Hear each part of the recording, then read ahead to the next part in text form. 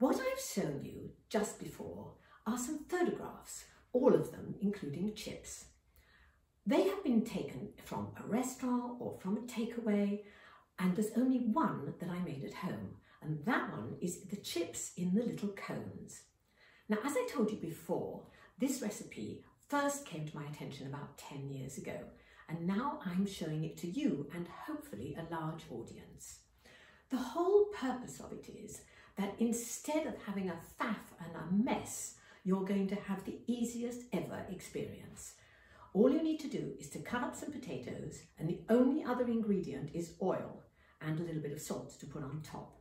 I'm going to take you step by step through it, and there really is very, very little to know.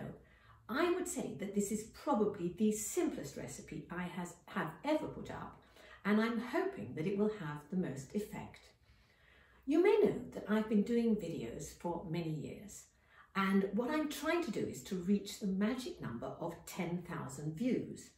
Well, believe it or not, I'm only 300 views away from that. And so I'm asking any of you who like the videos, and particularly those who like this one, just to tell your friends and ask them to have a look to help me just to get through this 300 to my target of 10,000.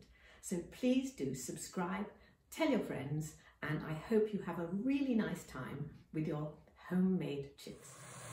Here they are, enough chips for 2 people, sizzling away in a big pan.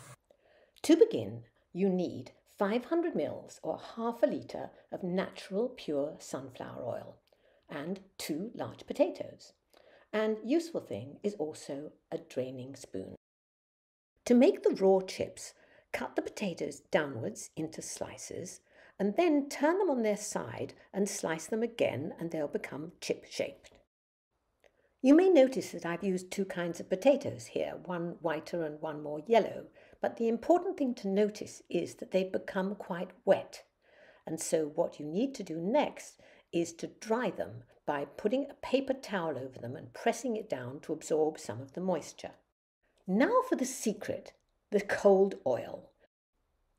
You just put the potato chips dry into the pan, cover with the cold oil, turn the heat up to high and set it to 15 minutes. Here they are starting to brown. You need to turn them around a little bit, and in a couple more minutes after this stage, they will be ready. Have ready some sheets of paper towel and then begin to drain the chips.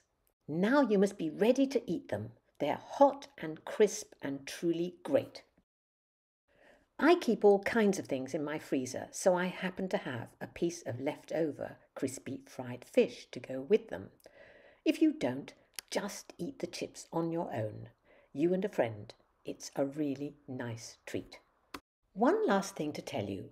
When the cooking oil has cooled down, you can pour it back into jars and you'll see something surprising. There's not much less of it than there was when you started, which makes it fairly clear that fried chips are not bad for you.